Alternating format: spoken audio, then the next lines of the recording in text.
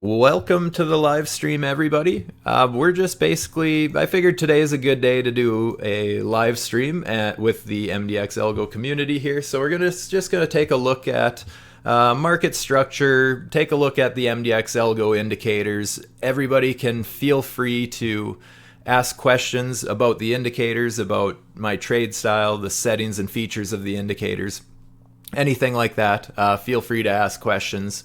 Other than that, eventually I will hop into more degenerate time frames. You guys know I love looking at the 1 minute, the 5 minute, and stuff like that. And that's just, it's the easiest way for me to show live how I'm reacting to the price, because I often say it's way more important to be able to react to the price rather than predict the price. So that's just a way to do it. Obviously, if we're looking at hourly candles, not much is going to happen. It's going to take forever. So with the 1 minute, it's a little easier. Trading the 1 minute obviously isn't for everybody. It leads to bad behaviors like over trading, over leveraging, revenge trading, all those bad habits we're supposed to avoid. So just proceed with caution if you are going to do that. But with that, just taking a look at Bitcoin.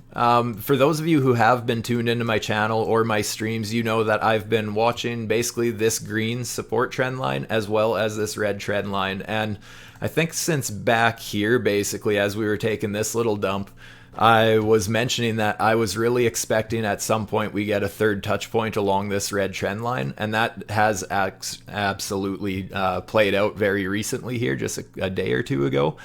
Not such a bad thing necessarily that we got this rejection, because anyone who knows how I like to analyze diagonal trend lines know that I love 3 touch points before a breakout. So we had 1, 2, and 3, and those are just perfectly accurate. I love those 3 pinpoint accurate trend lines, and that's what I love to see before looking for a breakout. Breakouts can be quite dangerous, in my opinion, just because obviously you have a looser stop loss. You're buying into the FOMO rather than like buying support, for example. But that's just one of my criteria, that I love to have 3 exact touch points before a breakout. So I was actually quite vocal about the fact that I wanted a third touch point with about a bit of a rejection and then breaking out. But unfortunately, I don't really like that we did drop this little bit of support that we formed on top of this resistance here. I don't like how big of a pullback we've got so far. So, I mean, it is something to be a little bit cautious about, that we might be targeting this support line for a third touch point. Either way, whichever one of these trend lines breaks, I think it's grounds for potentially a very big move. We're going to have to see. But as it stands right now, I like to analyze things basically swing by swing. I know a lot of people like to look for those important support resist flips and stuff like that. I personally, the way I like to scalp especially, I like looking at it swing by swing. And just to kind of look at the health of Bitcoin right now on this little 4-hour swing that we have to the downside, this is where market structure comes into play, you guys. So we broke this little bit of support here, starting a little downtrend. So we ended up setting a low right here. You can see we got this very micro reversal, and we actually broke down below that. So we set a lower low, and that means that we now have a confirmed lower high. Until we got this break of support here, this was not confirmed as a lower high until we got that. So now that we have that, I think actually this morning I mentioned in the Bitcoin channel that I was expecting to get a retest of this red box, and if we did get a bounce to that level, I was potentially looking for a short. I never did catch this, and we never did, truthfully, we never did go up as high as I thought. I thought we would go all the way up to the top of this red box, because I was just looking for some kind of a failed break of this box and come back in and get a bit of a rejection. In that case, I would have been very tempted to take a short there. But yeah, we just got shut down a little quick there, so I never did end up taking anything. You guys in the group probably saw that I took a PEPE short instead, which played out beautifully. It happened very quickly. So that was nice. But yeah, basically what I'd be looking at right now, if I think Bitcoin is going to take another run at this resistance, and really I think when it comes down to it now, we start tapping away at it a 4th or 5th time, I think this resistance line is going to get a little bit weaker. And if we can break out of basically that diagonal resistance as well as that horizontal resistance box and some kind of a successful retest, I mean, that's grounds for a potentially very big move. or maybe even retest the highs of this range kind of a thing, or maybe even a bigger breakout. Maybe this is just a big bull flag, but as it stands right now, like I said, we have this low, this lower low, this red box is our confirmed lower high. I want to see candle bodies closing above this red box. So if that happens, obviously that's where we're not really catching along at the perfect entries or anything like that. Obviously at that point, we have missed the perfect entry, but that's where I'm thinking that structure has actually changed, because we would have this lower high that's broken. So that's where I start to get bullish on Bitcoin and think that we're about to start targeting at least retesting some of this higher resistance, and if not, actually breaking out. So that's kind of the structure that I look for. You can see, I just noticed this right before starting this stream. I noticed Cardano has this on the 4 hour. That we had this low here, we set a little bit of a lower low, and that just confirms this lower high here for me. And again, this is just playing it swing by swing, so just really looking at this downswing. That's kind of where the structure of this looks like it's changing. Even though this resistance hasn't held as support, I don't think that's the end of the world. Basically, this isn't invalidated until we drop this support here. So that's why I've mapped out this green support box. So that's where, if I was interested in playing along in this, and maybe that is something I should consider, but if you're looking for some kind of a pullback, that's where I like to throw in things like a Fibonacci. If I'm looking, you know what, we broke that structure, but a pullback would be totally normal. That's where it's good to start looking at that. And I mean, you can see that had you bought, let's say, the 618 there on the retest after taking that little break, even right now you'd be in a decent little profit. So that's just a nice way that I like to kind of look for entries, or just waiting until I see bullish divergences, some kind of signals with the MDX ALGO indicators, just looking like we're about to reverse. Like, let's say we just see some green candles starting to form in this double bottom box, anything like that. That's where I start to be really interested in taking a position like this. But this is the 1 hour chart. I can't remember if I said 4 hour or 1 hour, but yeah, this is the 1 hour chart. Typically speaking, I trade lower time frames. I am, like I said, I'm a degen. I like the higher leverage, the shorter, quicker moves. Just knowing myself, I just scalp better than I swing trade. I like to be in and out of my position quickly, at least half my position. If I can catch a runner with the other half of my position, that's absolutely perfect. Like right now, my PEPE long, or short rather, is still open. And yeah, I basically took it.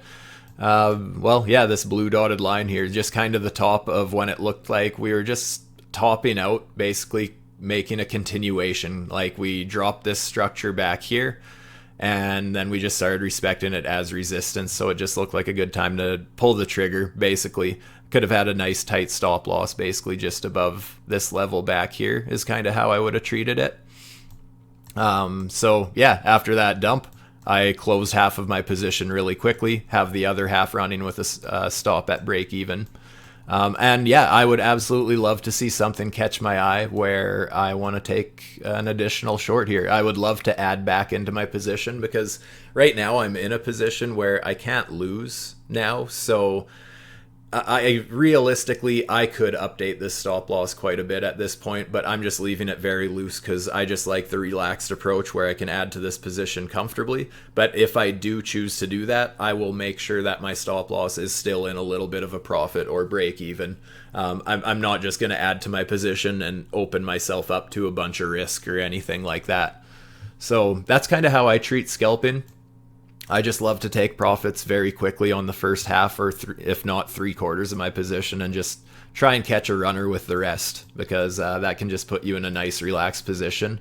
And then it makes trading easier. Honestly, the best trading you can do is when you're relaxed, when you're super emotional about it. I mean, that is the worst thing that you can do. Being super emotional or super scared, nervous, anything like that. I mean, that's when all hell is going to break loose. That's when you're going to make silly mistakes. So just a nice relaxed approach. That's what I love getting into with these scalps. So how do I use the MDX ALGO indicators with scalping? I can bring up my settings. that I use, and I'll also bring up the 1 minute on the Bitcoin chart here. Actually, before I bring it up, I just want to take a quick look at very micro structure for Bitcoin here, just to see if I can catch anything. So we had this was almost like a descending triangle breakout, actually. We had something like that.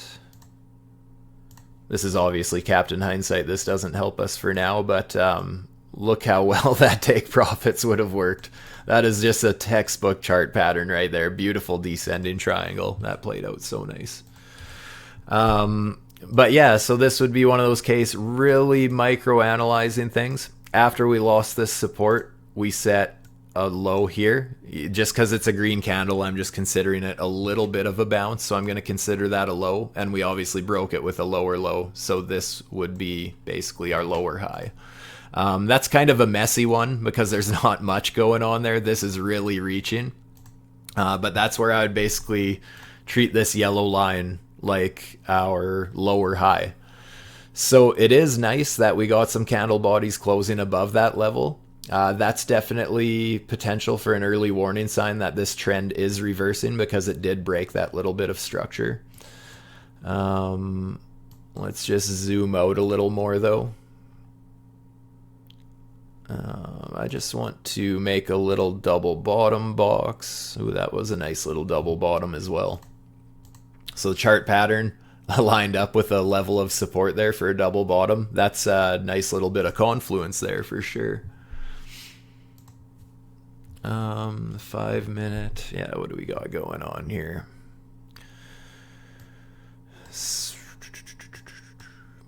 So here's another example, I suppose, just zooming out a little bit. After we topped out, we had this low here, and then we broke it, had a lower low. If you really wanted to overanalyze even just playing it swing by swing like this, I mean, there was potential for an entry here, because again, this is basically analyzing every individual candle, but we got this little bounce here, so technically that's a lower low, and we did even break that. And look what happened after we broke that. If this was technically the lower high of this downswing, I mean, that was a beautiful entry signal. You could have taken profits along this whole little bit here. It's crazy how well that simple structure can play out. When you really get used to looking at that, I mean, that's such a powerful thing to understand. You can, like, I'm just looking at it very micro-analyzing every single swing, kind of like that. But it can be such a powerful thing. The way I'm looking at this now, if we were to do the same thing on the 5 minute for Bitcoin, let's say, just because I'm not really... Me personally, I'm not interested in entering a Bitcoin position right now because I'm in a beautiful PEPE one. I would rather adjust my PEPE one and add to that one if I get the possibility. But just for those who are curious, this would be one of those times where, let's say we had our support here after we broke it. Well, what was basically, basically, so we had this high here. We had this low here. Then we broke that low, so the highest point between those two would be right here. So that's what I'm going to mark out as basically our lower high on the 5 minute. So this is where I would be interested in taking a little short if I were looking to play the 5 minute.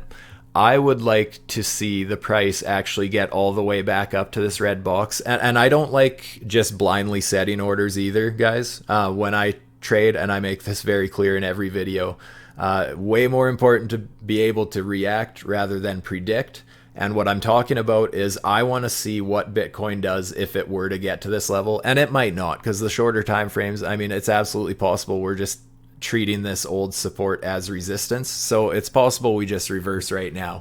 But my ideal trade setup, I would like to see the price get all the way up to this red box and then see some kind of a rejection here, whether it's just kind of like a green candle body and a red candle body closing in it, basically any red candle bodies closing right in that red box, or some kind of a wick even just above and then seeing us start to respect it as resistance. And then you got a nice spot for a nice tight stop loss after that. Playing it a little safer, you'd keep your stop above this structure back here. But if you were using high leverage and looking for more of a scalp, I mean, after you get that failed break, you kind of have a little bit of a just something to give you an idea of where a good stop loss would be. That's a failed breakout. If you get above that level again, I mean, there's a good chance the market's just going to keep going that direction.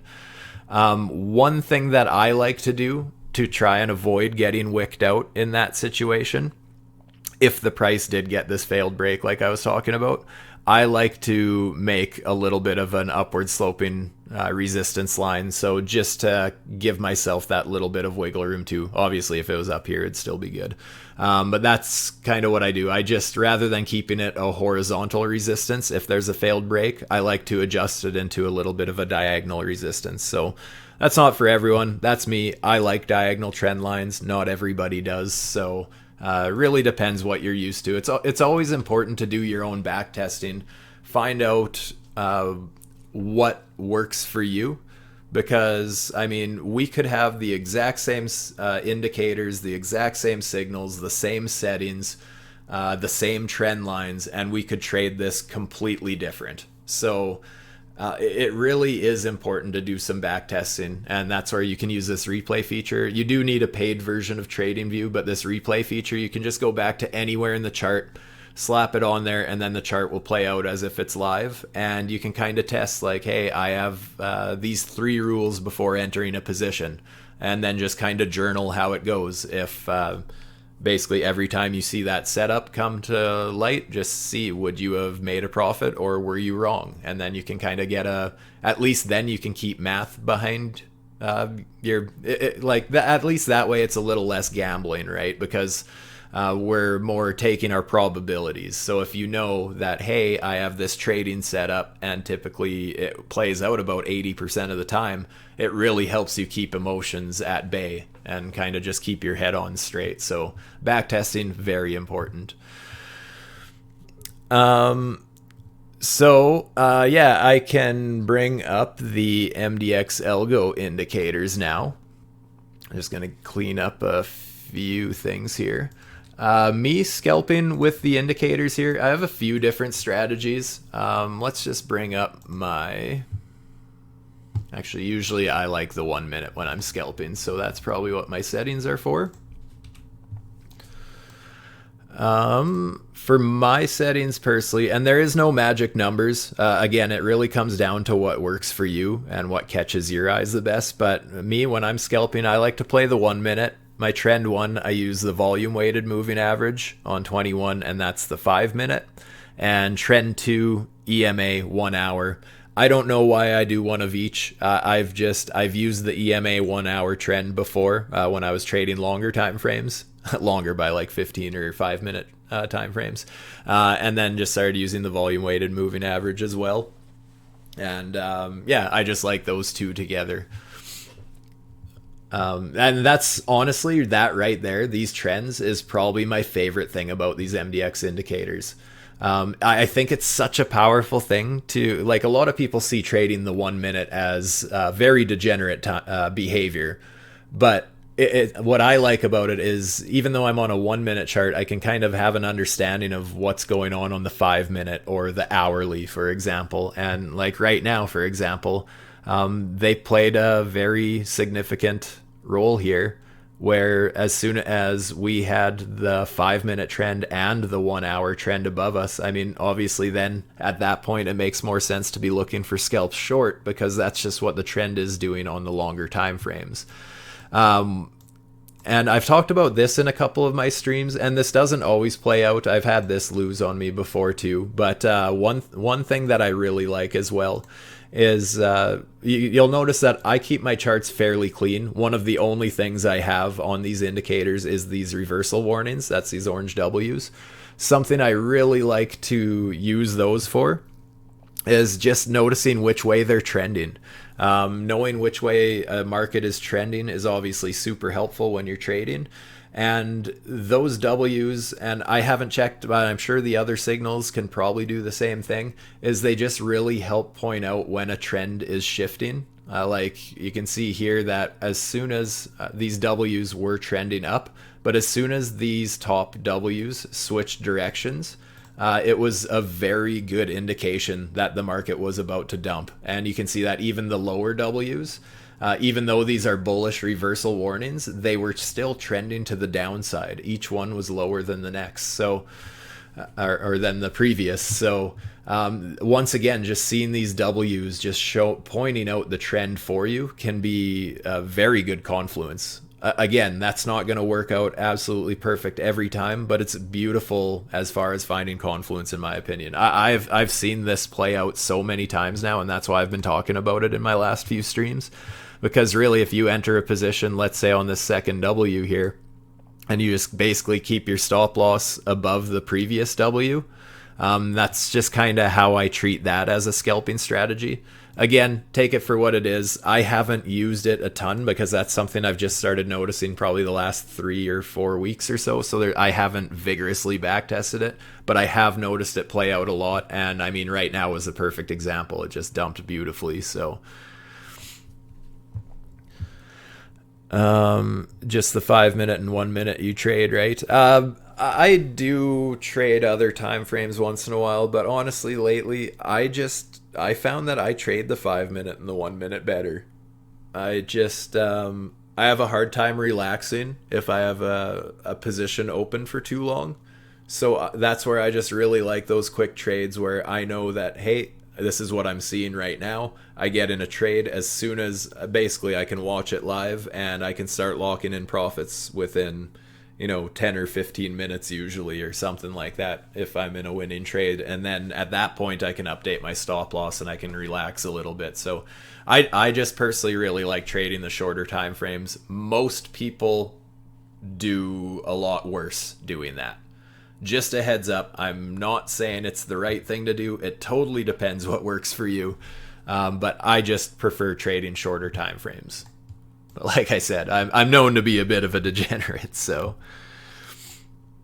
yeah, that actually played out beautifully. What is Pepe doing? How's the old short going?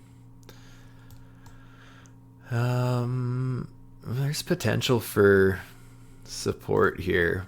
Another thing I like to do, I know a lot of people, let's say this, for example, might say, oh, here's where support is.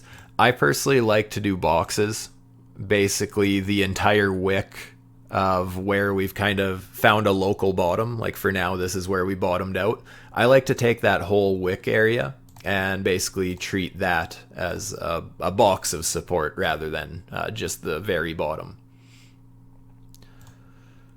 And I love to see, like, let's say playing a double bottom like this, looking for bullish divergences in there. Like really, even playing this double bottom, if you kind of waited for this, got in at these levels, you obviously could have taken some profits as soon as you got into resistance here.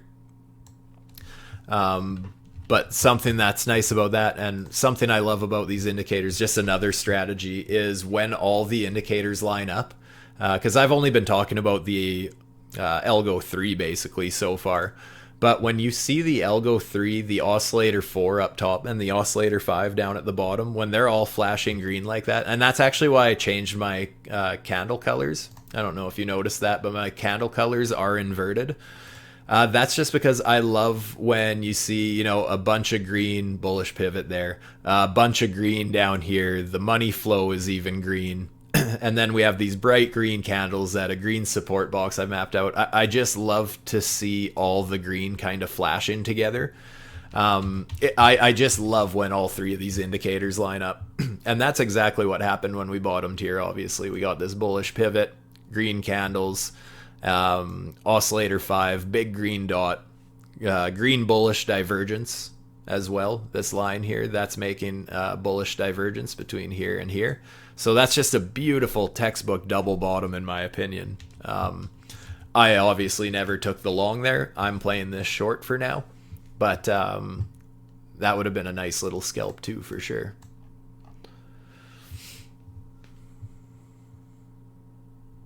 I shorted Pepe from this blue line. Where was it? I think I actually took it back here.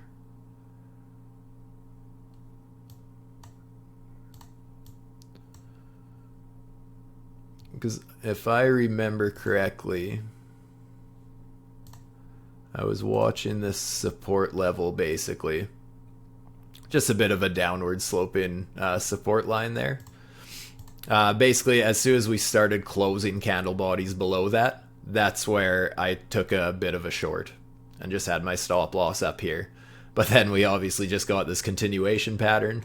I was so close to doubling down on my position, like right here. I was actually in my vehicle and I pulled over to double down on my short because it just looked like we were weak as hell, and it looked to me like we were going to drop support for a bit of a bear flag.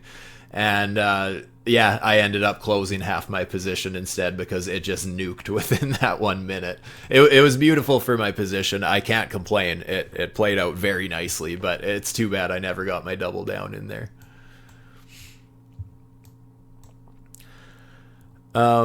What made me pull the trigger there? For one, we had this red cloud on the ALGO 3. That would be in the settings here. That's the MA cloud. So we did have the confluence that there was a little bit of resistance above us after we broke down out of this kind of triangle pattern. Candle body closes is a big one for me. I don't like to enter positions until candle bodies have actually closed. I like to see that. So the fact that we lost this support with those closes, and then also inside this cloud, you can see that we got a couple reversal warnings. So yeah, I was just very interested in being short. Well, this basically made me hold on to my short when we got these W's here inside that red resistance cloud, and also kind of respecting this old level of support as resistance. Those are all just a couple things that made me hold on to my position. But yes, entering the position was basically when we lost the support and getting candle body closes below it. Because I figured, you know, I can just have a stop loss kind of somewhere above this structure here. Nice tight stop loss. I just felt like the market was due for just pulling back anyways. So spidey senses were tingling. The MA cloud, that would be right here in your ALGO 3 settings. Should say moving average cloud type. Double exponential is what I have. I think that was just default. That's just how it came. If you don't have this, you might have an old version and you might have to update, but this one's been out for a little while. The moving average cloud, as far as explaining it, it's just a cloud of resistance, basically. I look at it a lot like that indicator, the Ichimoku cloud, just kind of showing a whole range of resistance. Kind of like how I draw boxes rather than just like horizontal trend lines, usually. This is just very similar, just the indicators just finding a whole kind of range of resistance or support rather than just one direct moving average, for example. I don't trade all day. Just, yeah. Well, I shouldn't say that. I always have my phone on me, and I like to set alerts on trend lines if I figure that there's a potential play to be made. Like right now, I should probably have an alert set on this red trend line, because if we get back up to these levels, obviously I'll be out of that position, but I'd be interested in entering another one depending how we reacted there, just because this has been the resistance of this whole range back here. So that would just be kind of, again, just a lower high, but a whole range there. So there's a good level of resistance there. So to see some kind of a failed break at that level, I think would be very interesting to take a short there. But yeah, I don't trade all day. I do other stuff. I'm active kite surfing, paddleboarding. I just always keep busy, and but I always have my phone on me, and I'm always ready to enter a quick degen scalp. So what What number of candles are in the MA? As in the moving average cloud? That is a good question. I think that has to do with these. I think it's whatever this number is. To be honest, I'm not too sure. I haven't played around with the cloud too much. I've basically just left it how it came.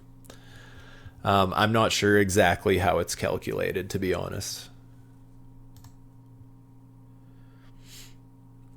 You can see I don't use a lot of the stuff with these indicators, and there's like once in a while I will, but I just have my own way of looking at charts, and like I like to keep my charts very clean. And as far as signals, I always like to take my own entries. Um, like just as the art of war, know your enemy. I'm my own greatest enemy, and I'll FOMO if I start seeing signals telling me to long and short without actually using it as confluence to my own analysis. So I just like to keep my charts very clean. I have a few specific trading strategies that I like to use. So yeah, I keep all my stuff pretty clean. Do you guys have anything specific in the indicators that's like your favorite strategies? I know Thumbcase there. I know you're always posting the 15-second charts. Loving it. Loving the degen there. Attaboy.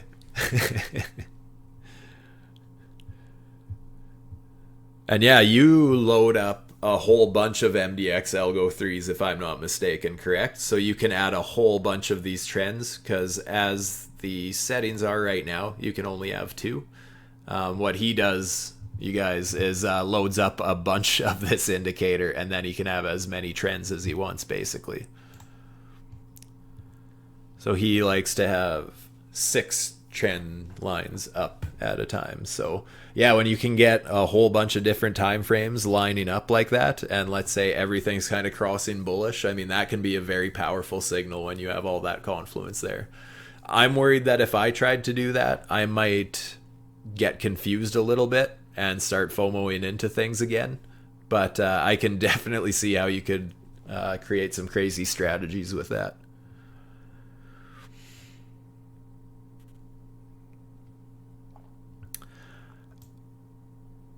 The Algo 5 or the Oscillator 5 down here, the money flow is just this middle wave, like this solid green lumpy thing, if you want to call it that, this middle band, not the main one.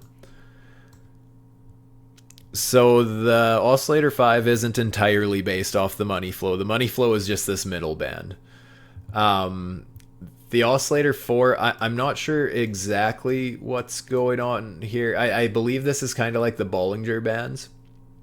But basically a few indicators all mashed together, right? Because we're also seeing divergences. To me, like the way I like to describe both of these indicators is basically just kind of an RSI on steroids. Like,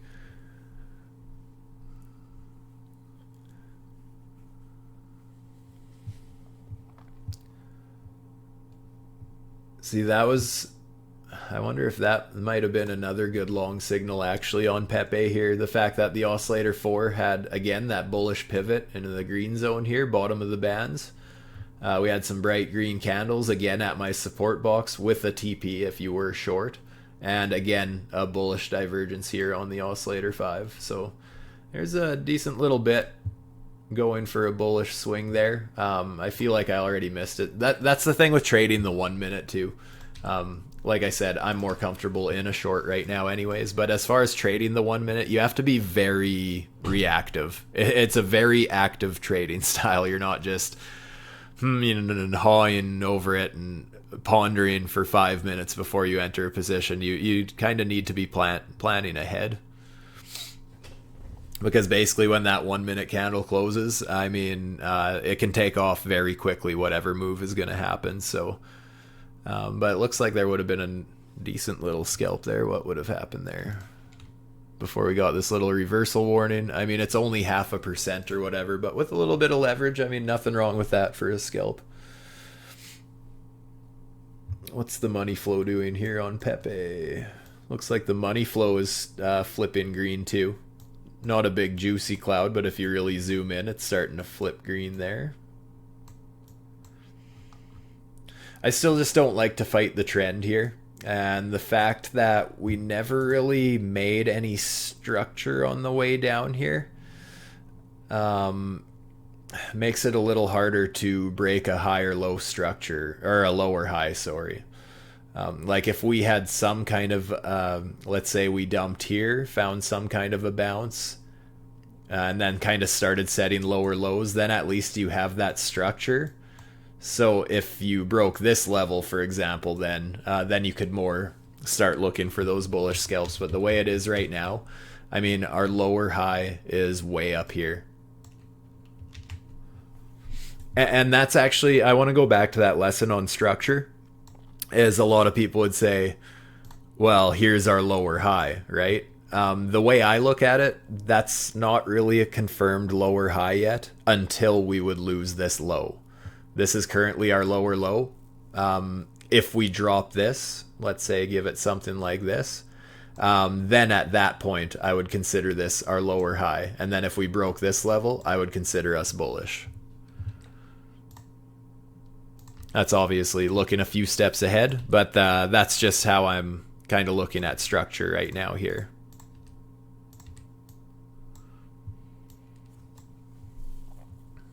Hopefully that makes sense. Let me know if I need to repeat any of this or anything. I know, because yeah, like I said, it's just I need to wait for a break of the lower low before I consider this a confirmed lower high. As far as a short goes, another reason why I'm okay to hold on to my short for right now is, again, these W's are still trending down.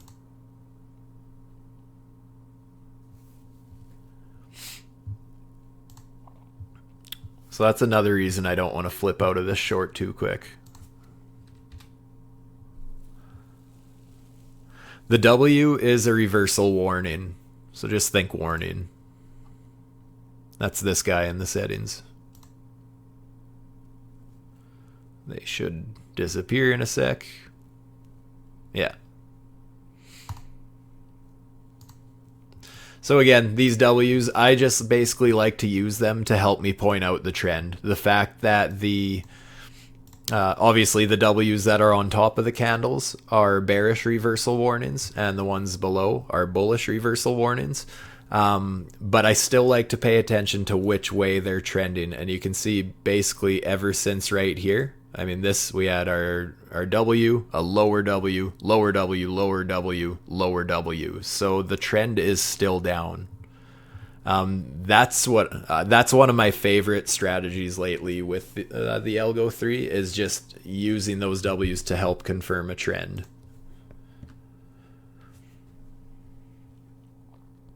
And same with the ones on the bottom, right? Here's our last one. Where did we get one before that? Would have been way up here. You can see that these W's, we got a W, lower W, lower W, lower W. So again, even the bullish ones are still pointing out a downward trend.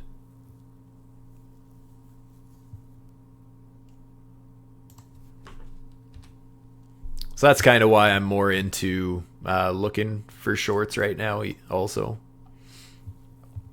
Like now, for example, like I said, I would love to see some kind of a bounce up higher before I added to my short.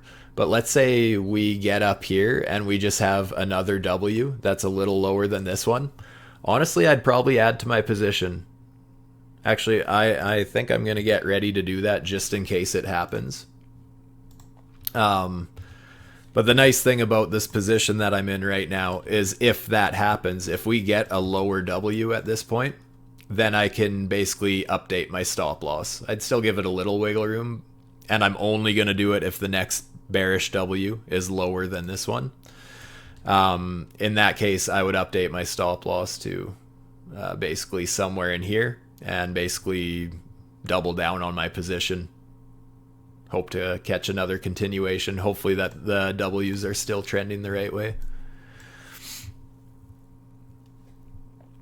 Yeah, so yeah, then on the reverse, if let's say we get a pump up here and then I see a W form, I'm going to be basically looking to get out of my position just in case the market is changing directions.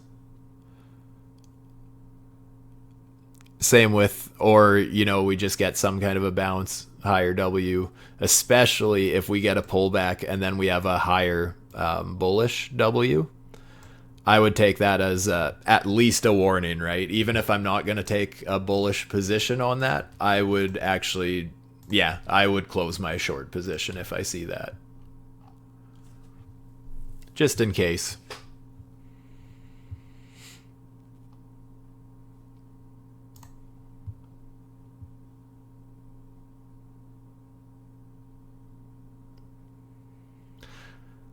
As far as a micro swing goes, really overanalyzing things, but here we had a low. Here's our lower low, so technically this should be our lower high.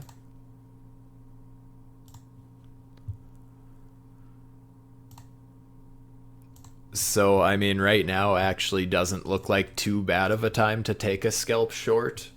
If you're looking at that structure, the only thing is it might either A, play out very quickly because this is a small range, or also B, the fact that we have this strong support box down here, it is a little bit risky. But we're seeing these hidden bearish divergences on the oscillator 5 down here. That's also looking a little bearish. I'm just in such a nice position right now that I don't want to add in right now until I see basically exactly what I'm looking for. And right now, if I saw a lower bearish W, that's what I want to see. Or even a failed break of this yellow line. I would consider adding to my position just for shits and giggles.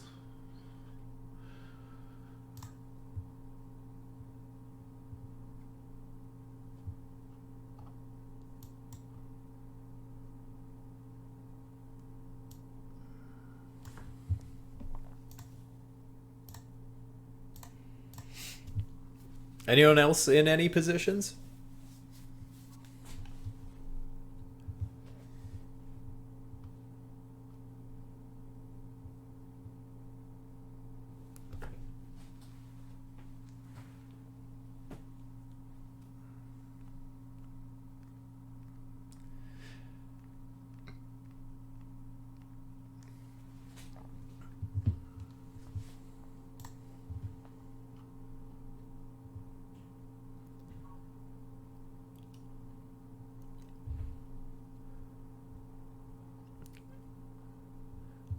Bitcoin, I'd kind of be looking for the same thing if we got another lower W right here, especially if we're kind of getting that right as we're near that 5-minute trend.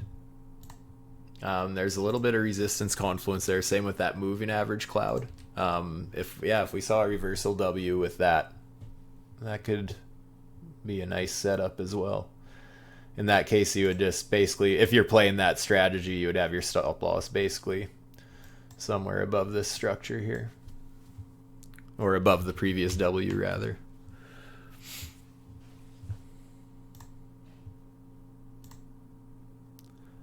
I don't know if you guys have a preference whether I'm on PEPE or Bitcoin. I just choose PEPE because that's what I am in a position on, so that's what I'm more interested in watching right now. And it's just more volatile, but I'll flip between the two.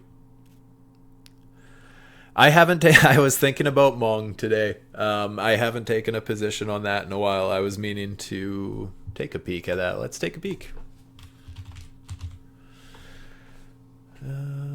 Which exchange should I go on? I guess MEXC is where I was looking at. Oh, that spot. Here we go.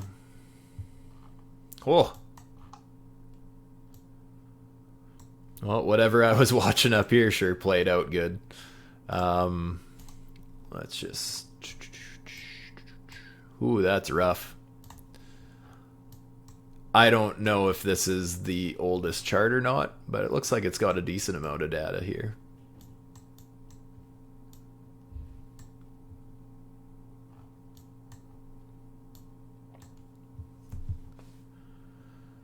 So So as far as market structure goes on the 4 hour here, this is kind of the lower high that Mong would need to break. The way I'm looking at it anyways. Just because this would have been after we lost this support here.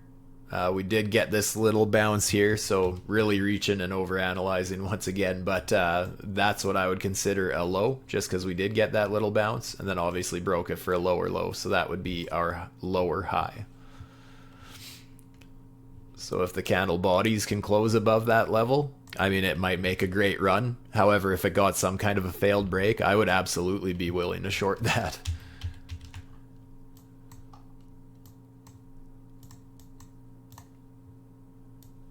What's the degen doing here?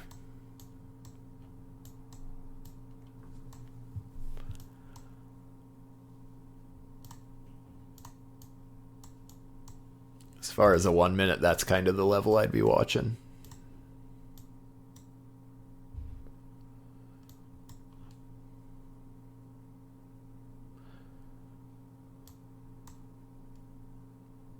Actually, you know, something interesting here.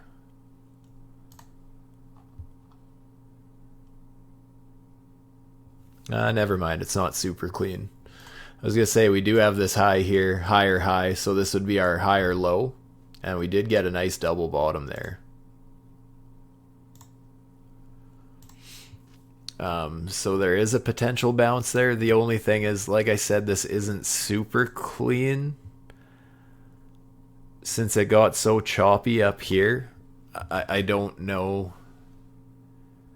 if we might want to consider these technically higher highs. So it did actually break that trend in that case. I don't know. That's not super clean to me. But definitely a support level, well, a potential support level there. I can see why it would act as one. But I also haven't traded this coin much. I don't have a lot of faith in it. So I'm just, I'd want a very ideal situation to get into a trade setup.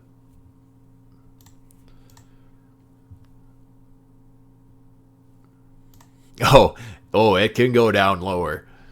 It can go down 99% lower.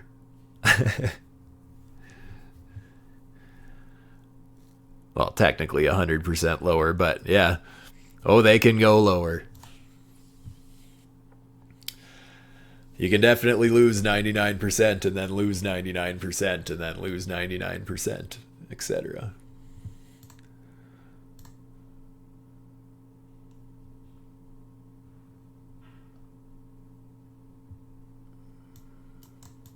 Trying to find a little support there. You know, as far as swing by swing, technically Bitcoin did break this lower high. So I don't know how much confidence I have here, but the stop loss would be very tight as far as a scalp, because we had this high, a higher high. So technically that would be your higher low. So I mean, you could enter a scalp and have a stop just with a little bit of breathing room, basically. I'm not willing to take that one right now, but it's a tight stop loss if it were to fail. That's kind of the main thing with scalping too, is like, it's not going to work out every time, but the risk reward ratio, when you can get into some of those tight positions, when you have tight structure like this, I mean, if you're wrong, yeah, you lose a very small amount. If you're right and you get back up to these levels, I mean, that's a very good risk reward ratio. I am curious if this will play out. That's such a tightly coiled little bit of structure. I hate to give this too much credit, but it did technically close candle bodies above this wick here. So technically speaking, that should be our higher low. Really micro-analyzing.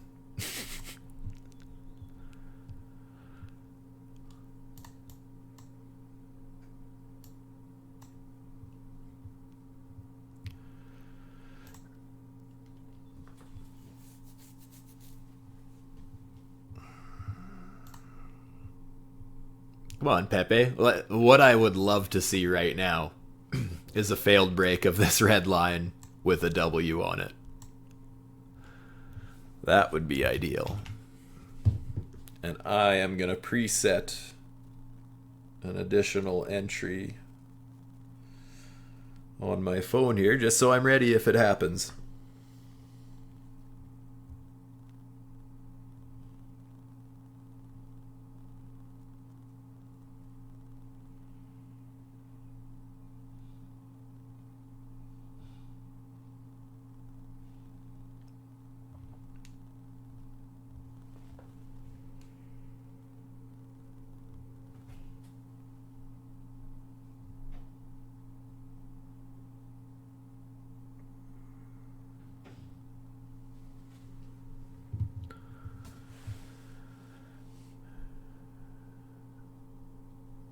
Have I ever thought of going on the exchange and sorting by biggest movers and then shorting the top ones? No, that's not something I typically do. I usually just stick to the couple coins that I have watched because I know assets, typically speaking, technicals play out the same, but um, some pairs act a little different than others. I kind of like to stick to what I know, I guess, and just knowing that I have my analysis like pre-thought out and stuff. That's not a bad idea though. That's probably something I should do and just look for those structure changes on a short time frame. I mean, you could get some massive positions. That's a good idea. I should do that.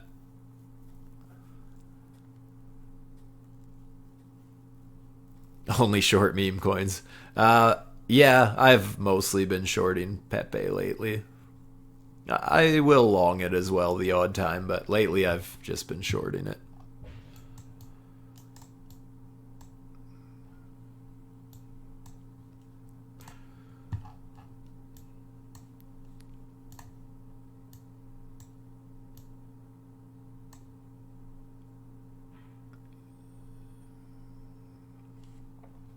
See, like, even looking at an hourly chart, just going by my structure lesson there. So here we would have had our low. Then we obviously set a lower low, lower high. And we got that little failed break. So that's just another thing I look for too. I know a lot of people look for failed breaks and stuff like that in this group.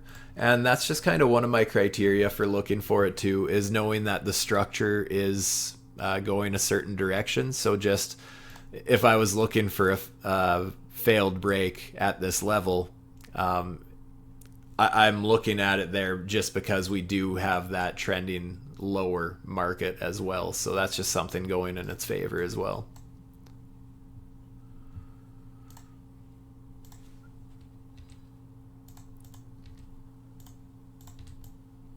Like let's just say theoretically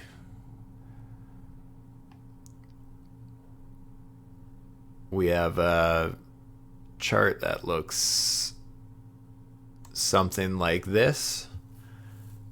So we've dropped our support and we set a lower low. At that point, I'm still looking at kind of this structure here as our lower high. If we ended up just, let's say, coming up to this resistance here and get some kind of a failed break, I'm less likely to take it just because there hasn't been a break of that lower high structure, because this isn't confirmed as a lower high unless we drop this level. So if we did get a drop below that support and then came up and get a failed break, then I'm more interested in taking that position just because there's that structure saying we're trending lower, so it makes sense to get a failed break at that level. Hopefully that made sense.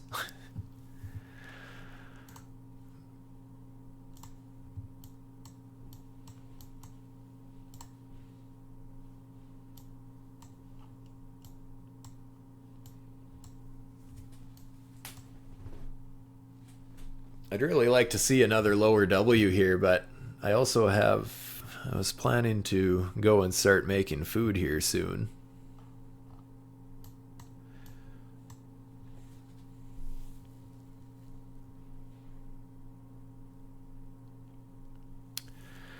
My 3 touch points for confirmation, that's not on like every trade setup. That's kind of when I'm looking at trading chart patterns and looking for breakouts.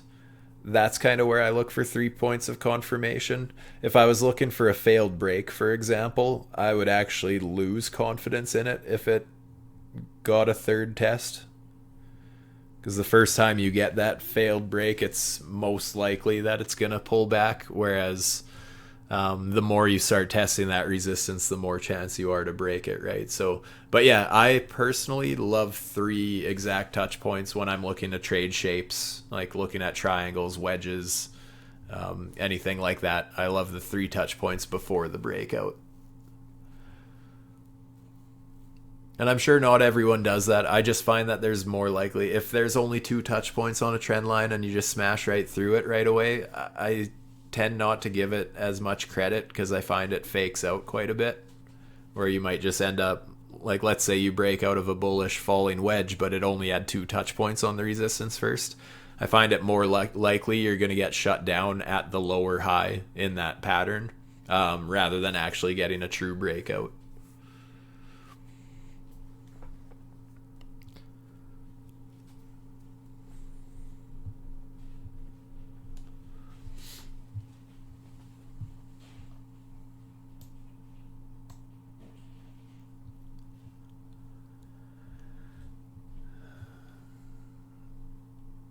Well, I was kind of hoping to get a little bit bigger of a pump there to get that that W on the failed break. That would have been nice.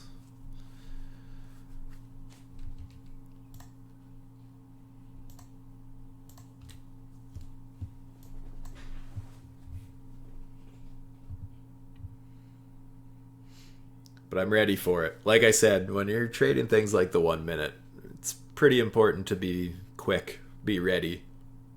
And that's why I'm already looking for a specific thing to play out before I add to my position and possibly ruin my entry.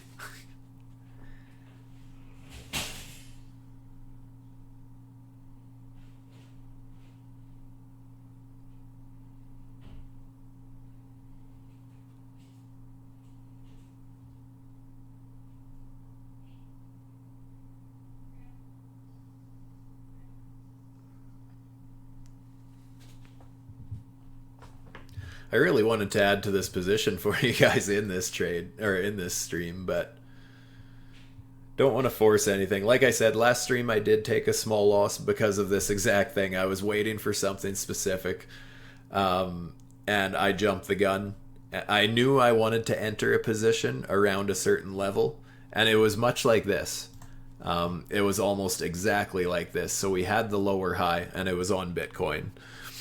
I don't want to bring up that chart because honestly it'll take me a while to find again, but this structure is the same. So we had a lower high just like this, and we had a setup much like this. So I jumped the gun and I took a short, but we just ended up then taking a little run and getting a candle body close above that lower high. And at that point, it was basically like, well, shit. I knew I wanted to enter a position around this area. I just wasn't sure which way I would be going yet. It totally depended on how it treated that line.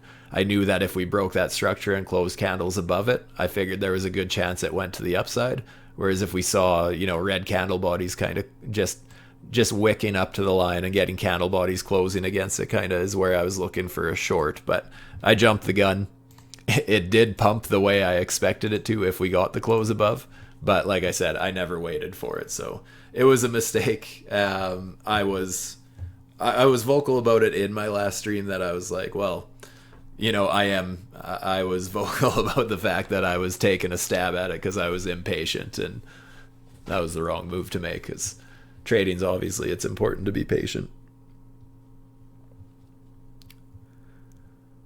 But obviously, when I'm live with you guys, I want something exciting to happen too, so.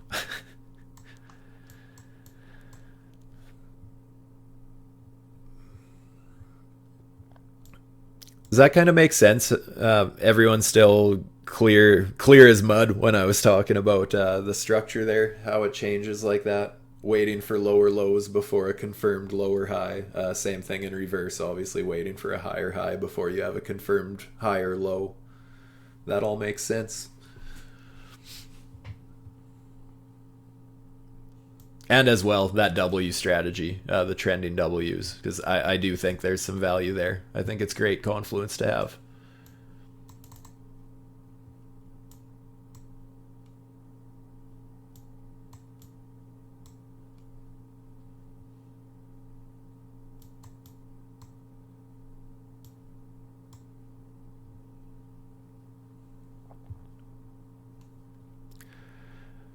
Again, in case any of you guys are new, I do share these on my YouTube channel as well.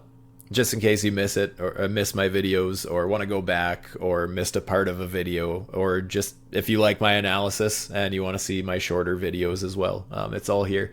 And sometimes I don't have time to make videos, so I'm also posting stuff on Twitter, StuTube Trading, all one word once again. So I post stuff there as well, if that's something you're into.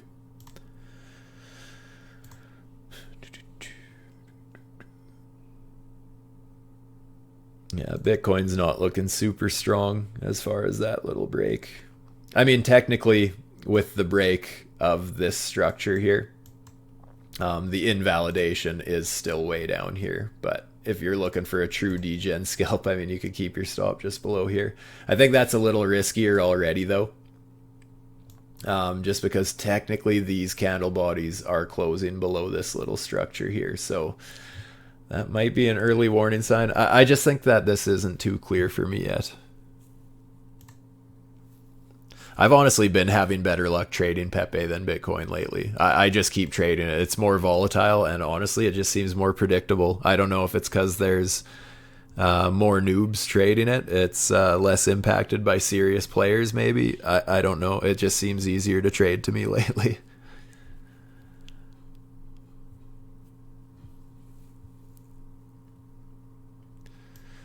Well, I might not get to add to my position. I won't complain if it just dumps.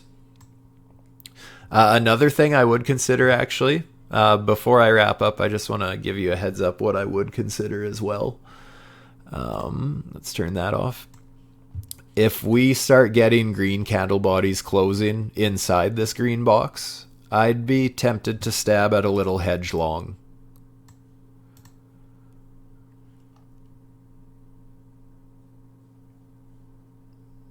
I'd want it to be a little lower in here, to be honest. Just to keep my stop loss a little tighter. But yeah, closing green candle bodies inside this green box, I think could be a bit of a warning that it might get a bullish reversal. So I would consider putting in a small long just to be a hedge in case we end up pumping and I get stopped out on the rest of my position. Then at least I still do take a little more profits. And then if we, let's say I entered, like let's say we get something like this, green candle bodies, enter a long kind of somewhere in here. Actually, even right now might not be a bad time. But then if the long did end up getting stopped out, that just means my short would be sitting in an even juicier position, right? So yeah, I wasn't really ready to take a long there, so I don't want to take this one. But if we can pull back a little deeper into this green box and get a green candle body, I would consider taking a hedge.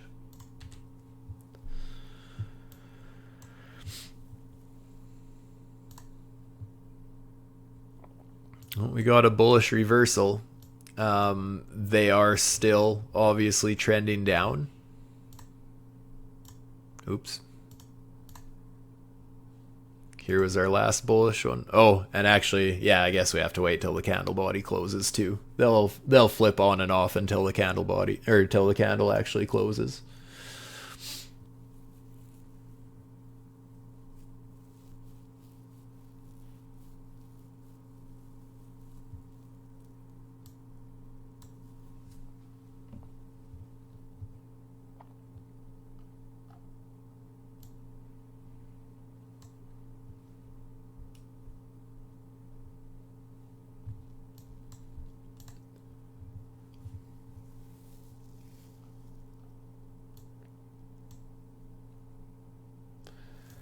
Again, I do like that we broke that this little high we had, that lower high. I mean, technically, like I said, the invalidation is basically below our local support.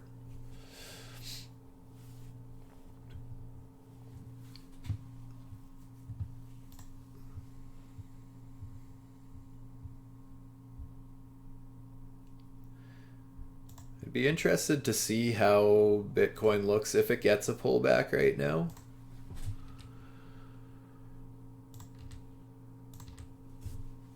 That's interesting. The 886 lines up pretty damn good with the top of my box here. The 886 and 786 are my favorite fibs. I find them respected so often. And especially the fact, so it dropped that level, also dropped the 382. Yeah, like I said, those candle bodies there, even though they only closed that much below, I mean, that was down. Look at that early warning sign. It's crazy how much that little bit of a structure flip can change things. But I still do think the fact that we broke this level, I still think it could technically be bullish. But yeah, that just was an early warning sign that we were going to get that little pullback.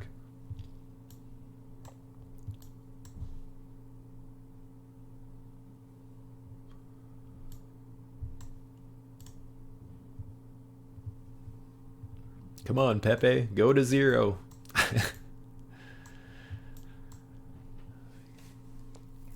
Candles are getting pretty bright and green.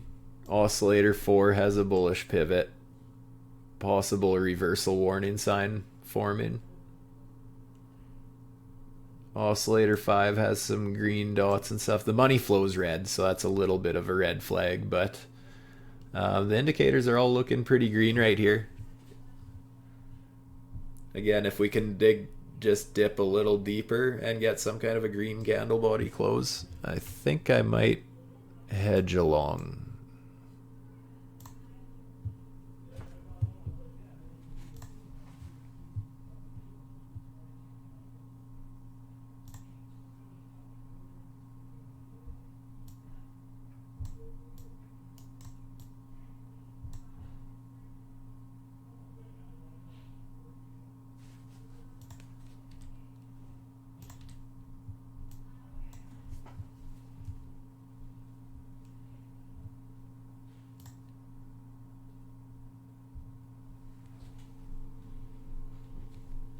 Yeah, it's a little different than a lot of other videos, just really getting into the degen time frames and seeing how levels are reacted with. That's the thing, right? Like when you're trading on these short time frames, you really have to be able to adjust what you're looking at, because the structure changes very quickly.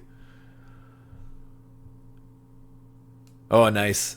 That's awesome to hear. I'm glad you're finding this useful, because and absolutely, I'm sure. I mean, you can say anything in past tense and like try and teach past tense, but until you see how it's reacted with live, I mean, it can help you pick up on a couple things, hopefully.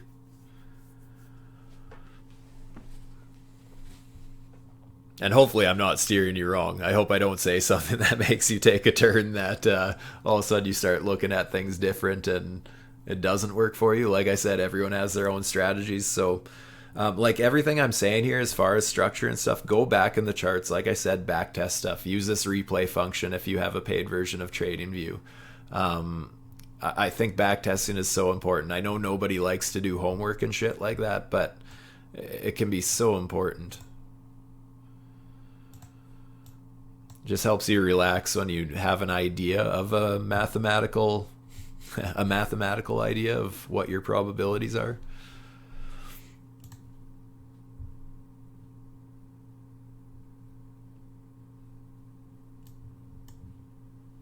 Yeah, this is still looking weak. No, I'm not going to take a hedge long.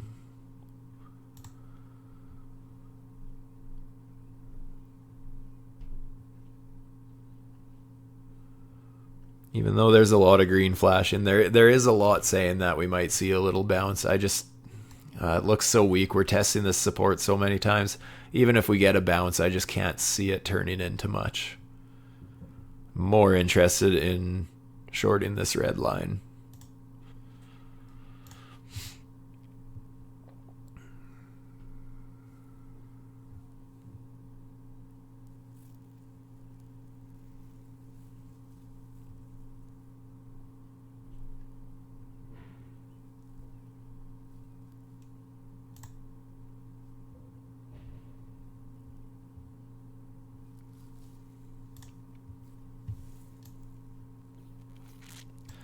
Even I don't know if you can see this in the oscillator 4 up here. We can see that it's trying to flash a hidden bearish divergence. So even though I think we're at a decent support level, there's just those warning signs. I'm just not confident enough to hedge along.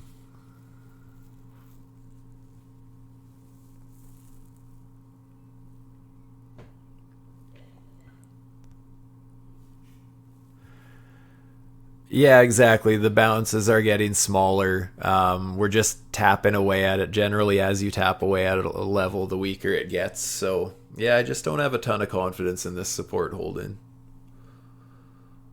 I feel like if it was going to turn into something good, it would have happened already. Not saying that has to be true, but just a gut feeling. Yeah, Pete, exactly. The same thing holds true on longer time frames. Like I said, I'm showing you this on the 1 minute, and the 1 minute is not for everybody, but the structure works the same on longer time frames. You're looking at a 4 hour, a daily, an hourly. I mean, still higher highs, higher lows, lower highs, lower lows. That structure works the same. Obviously, just need to play with lower leverage and that kind of stuff on a larger time frame. Generally speaking, I would say most people play longer time frames better. But like I said, I just personally prefer scalping.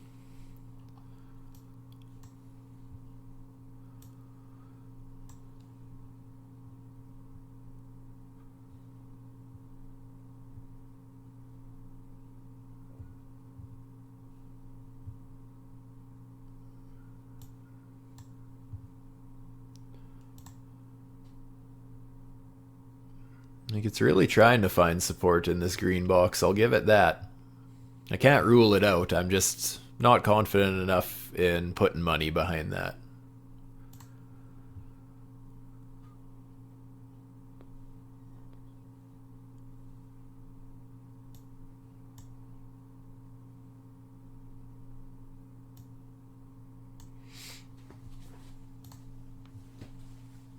Oh, Bitcoin got very close to that 786. I'm curious to see if this will end up trending higher because of this break here. The fact that this actually did set a higher high and then this level broke, I'm not so sure if this bullish structure is going to hold.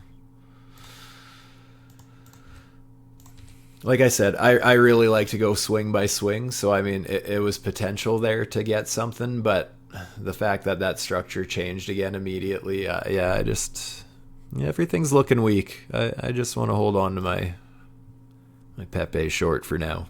It's comfortable. I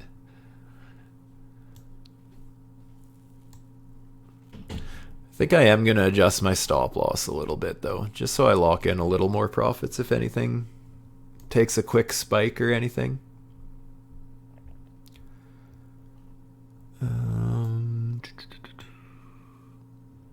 Give it a little bit of wiggle room above this level here. I think I'm gonna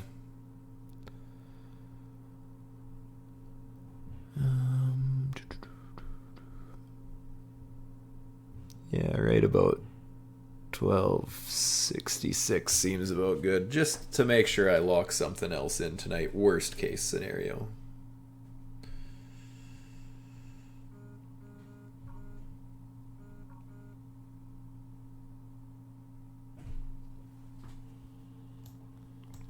This position, it was a 25x. I guess for those of you who saw me post it in the chat, you saw it was a 25x from here, so currently sitting at about a 95%.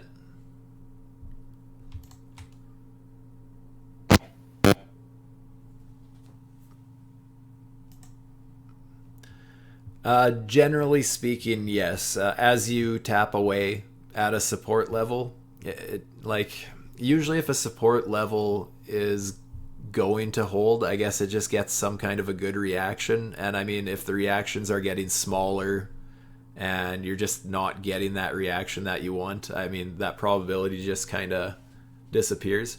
I think the way I heard it explained best was picture you have a wall made of cinder blocks and you take a hammer and it's fairly easy to break through, but if you just sit there tapping away at it, it's going to get weaker and eventually it's going to crack and eventually it's just going to shatter.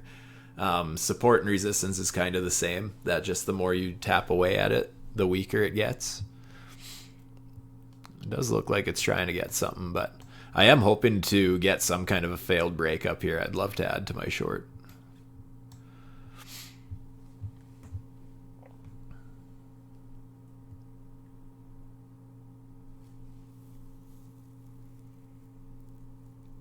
And obviously that's not every time either. I mean, you could get, like, let's say you get a triple bottom, but you got a bullish divergence. Let's say the RSI is just climbing as you're tapping away at the same support level.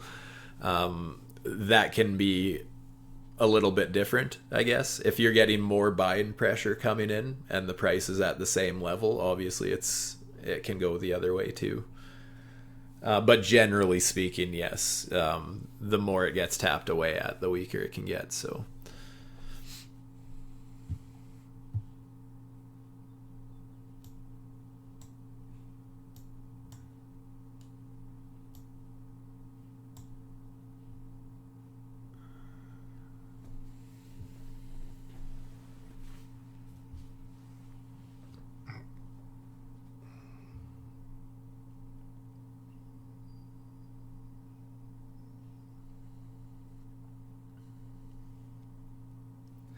I am tempted to take a little bit more profits on my short just because we are really testing this support here.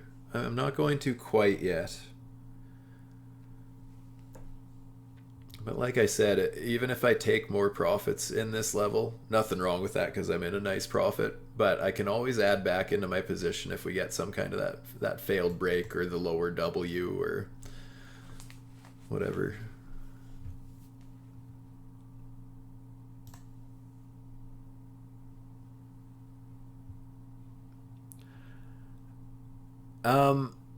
Like when I close my full position, usually it's just because I've updated my stop loss to kind of, like, let's say if I'm in a short, for example, and I just update my stop loss and it gets triggered is usually what ends up closing my position. But I do just generally slowly take profits along the way. And usually I just, yeah, like I said earlier, usually I try and close half really quickly, half or three quarters, and then I just kind of take out very small chunks, like, oh, 10% of what's left here and 10% of what's left here, and eventually there's not much left there. And then either I just add to my position and update my stop loss and eventually get stopped out or whatever.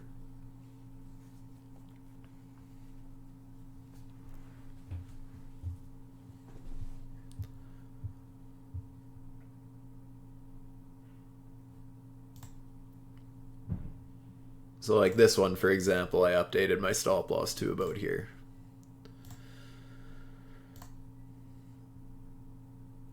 Just to give myself some breathing room for this, just because it hasn't really been confirmed as a lower high yet until we break this structure down here. So technically my stop loss still should be up here.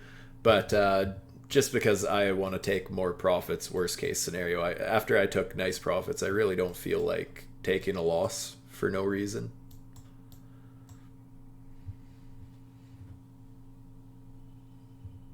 And since, like I said, I'm a scalper, so I don't mind finding a new position later or tomorrow or whatever. I can generally find something in a day.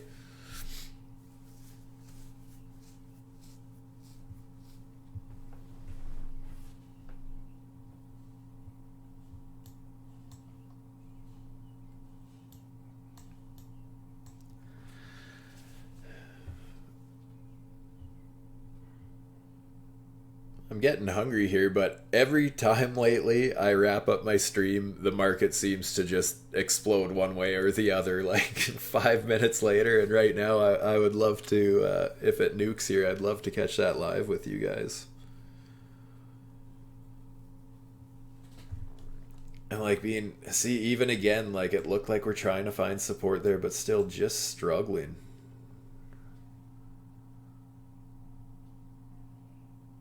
That being said, okay, you know what? We can really microanalyze here. As far as this swing goes, we have this low, lower low. This should. That is our lower high of this current downswing here. Basically since starting back here. So if this red line actually gets candle bodies closing above it, I'm going to close half of the remainder of my position. And I'm actually going to get that ready right now too, just so I'm ready, because just in case you get a candle body close and it just blows up for some reason, because these meme coins are irrational sometimes. So I'm just going to get ready to close half.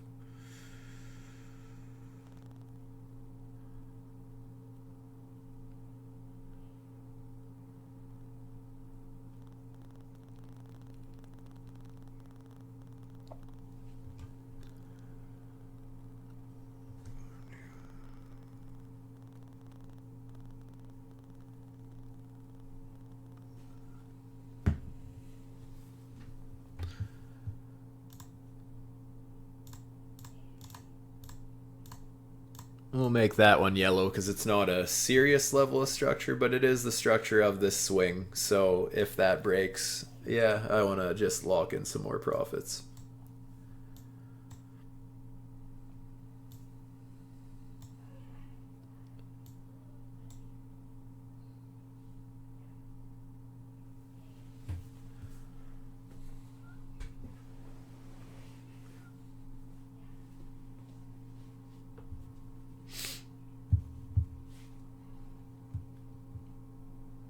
Trying. It is trying.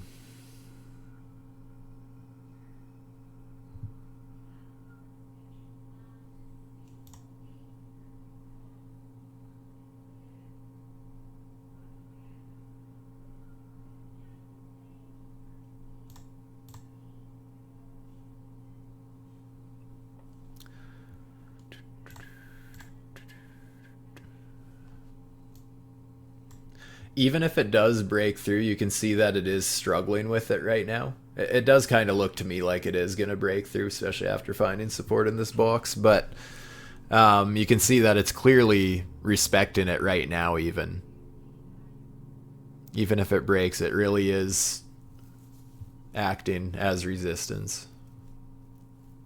It's crazy how well that simple structure actually affects affects the charts.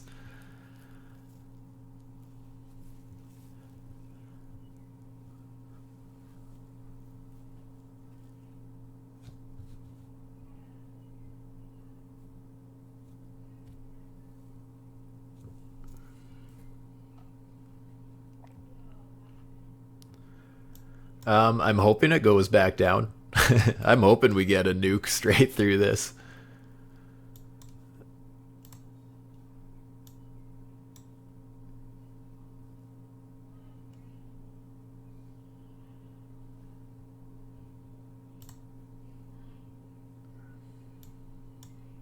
Not confident enough to add to my position just because this is such a small little swing here, but yeah. We'll see if we get this close above this yellow line. Oh, that's dirty. But yeah, you know what? Just in case, I am going to close half of my remaining short. And now, I know, worst case, I took more profits.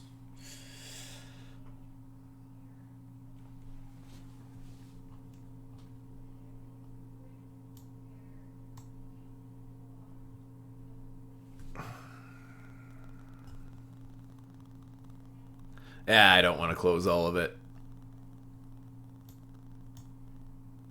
I'm gonna keep some running. If I end up watching TV or a movie or something with the girlfriend, I don't want to have to be sitting there on my phone the whole time.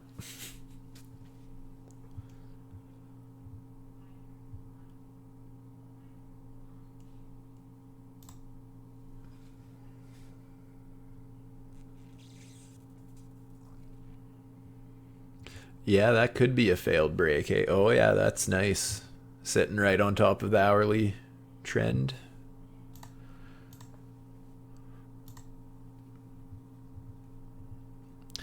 How long would I hold this for normally? Honestly, I don't really set a time frame on my trades.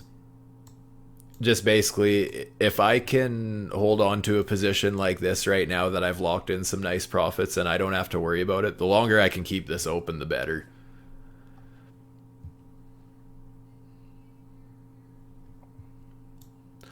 Being in a nice, relaxed position like that can really just keep your head straight.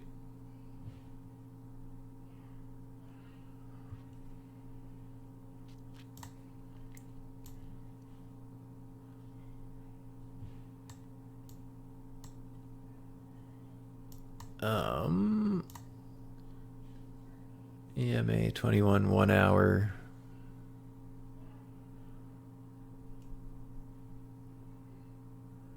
Thump, you say that PEPE is at the 1 hour trend. What trend do you have? Probably not the EMA, hey, because mine's way up here.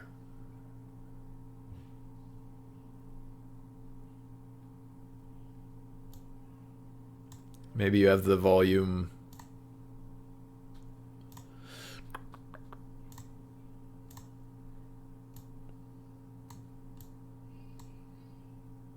No, that one didn't do it either.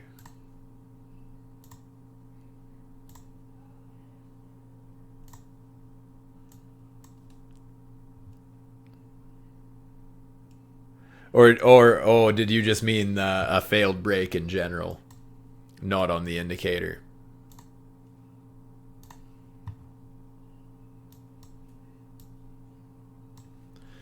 Yeah, this is still looking weak.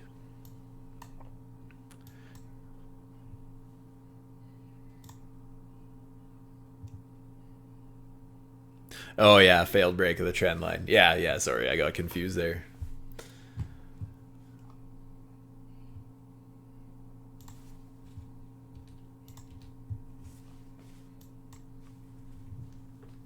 Yeah, like I only have a quarter of my position open yet, so like really even if we go all the way up here, all that's going to happen is I'm going to lock in more profits. In fact, that would be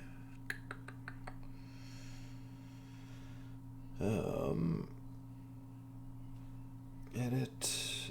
That would be a 31% profit on the rest of my position, which honestly isn't a ton because I only have a quarter% or a quarter of my position open yet, but it's nice to know worst case I'll just profit a little more.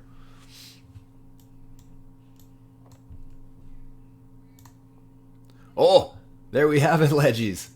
There was a lower W right after I close half. Fuck, maybe I should add to my position again.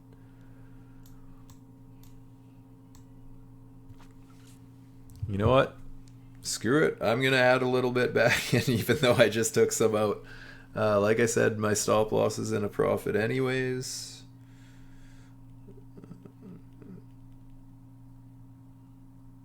I guess I...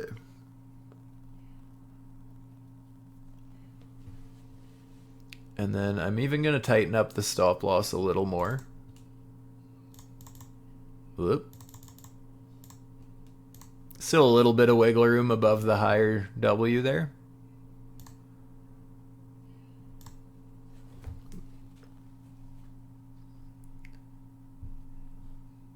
Funny you ask about Bybit. I did use Bybit. And I got a message the other day saying that they are no longer going to be providing service in Canada, just like all the other exchanges keep emailing me about. So I am going to pull my shit off there. And I've been using Mexi lately. That's what I've been trading these meme coins on. And I've been playing around with MDX's Alpha Pro exchange there, that decentralized exchange. Pretty excited to get more into that.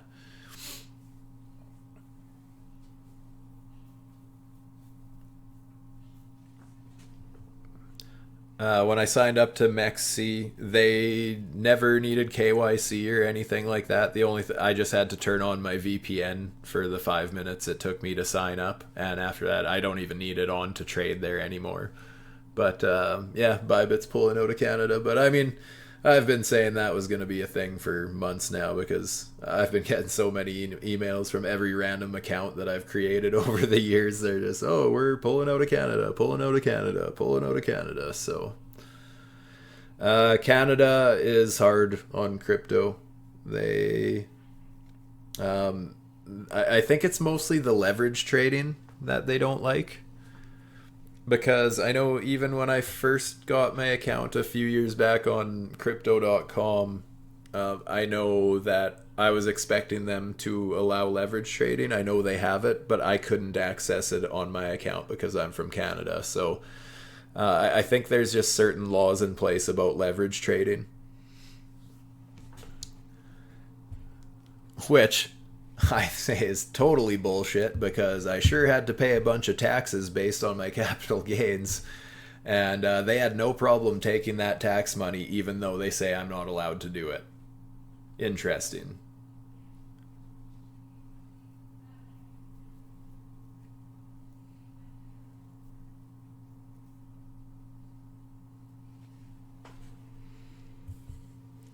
You can't do that, sir, but I'm just going to take your thousands of dollars here.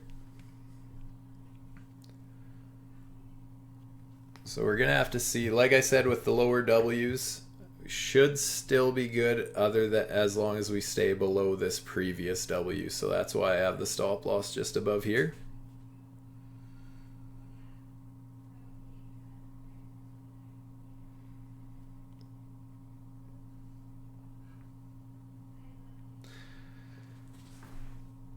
So then this is one of those cases, you guys just saw that W flash there. It hasn't locked in because the candle hasn't closed yet. If we get a higher W there, I am going to second guess this a little bit. I'm going to keep my position open just because, like I said, my position's in a profitable stop loss anyways. But yeah, if we get a higher W here, I'll be less confident in this trade. Or the remainder of my position, rather.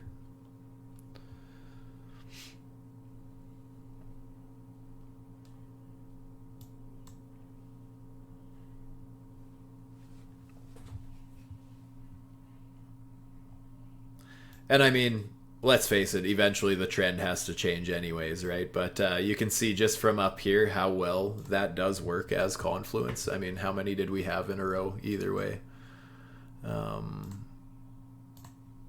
1, 2, 3, 4, 5, and now 6. 6 W's in a row.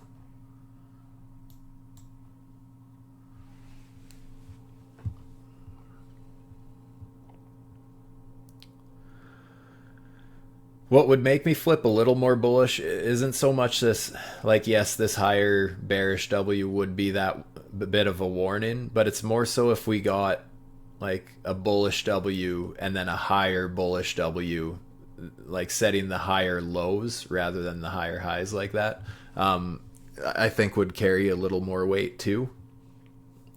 Like as it stands right now, if we do a little bit of a higher W, but we're still below this structure here, and we're not getting any bullish W's, then I'm not sure how much weight this carries.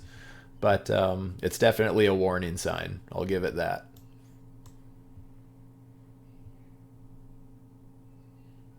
It just keeps flipping off right before the candle closes though, so it's having a hard time locking one in.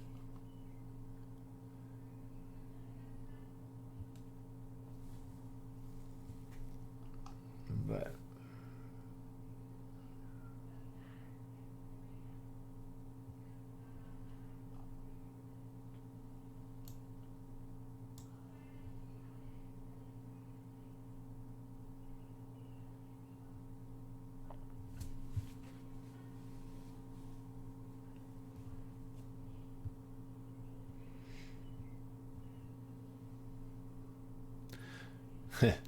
See, like this yellow line I made earlier, I mean, that's a very micro swing we're over analyzing, and look how well that played out.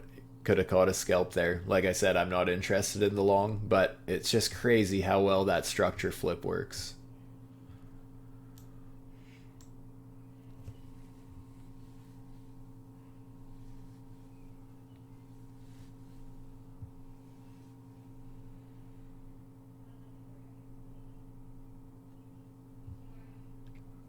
Oh, 2 a.m. Well, thanks for tuning in so late. I know my time zone's a lot different than most people in this group. I think most people are kind of over in Europe and whatnot. So I know it's a lot later for you guys. So thanks for tuning in. And yeah, this will be shared on my YouTube channel, just in case you need to go back or anything. But yeah, hopefully you enjoyed it. Hopefully you picked up on a couple things that help you see things a little more clearly. If there's anything that cleared it up, great. Other than that, see you in the chat. I'm probably not going to be on here much longer either.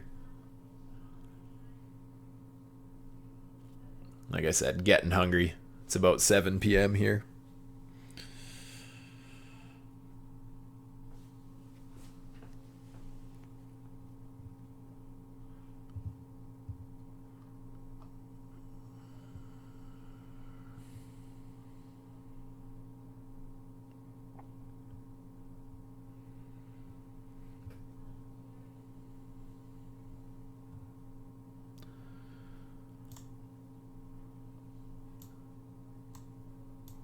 Oh, Bitcoin got pretty volatile there for a sec.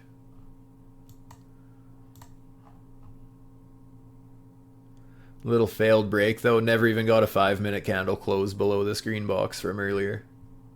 Interesting.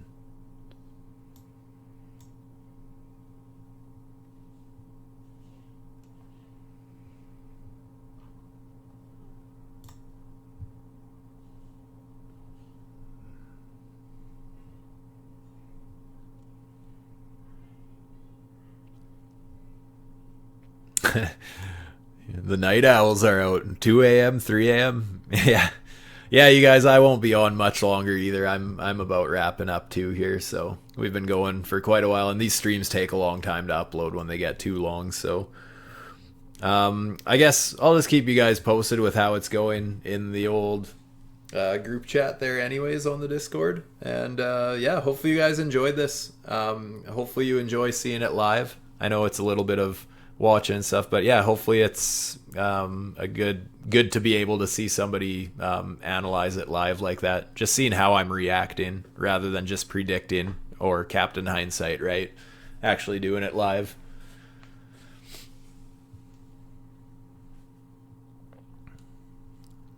Right on. Cool, guys. Yeah, I am gonna wrap it up then, unless anyone has any last minute questions here.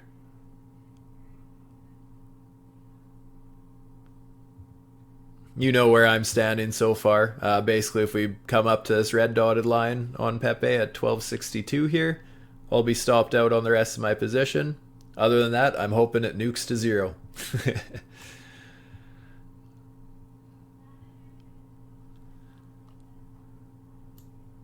Nuke it to hell. All right, Leggies. Well, thanks so much for tuning in, guys.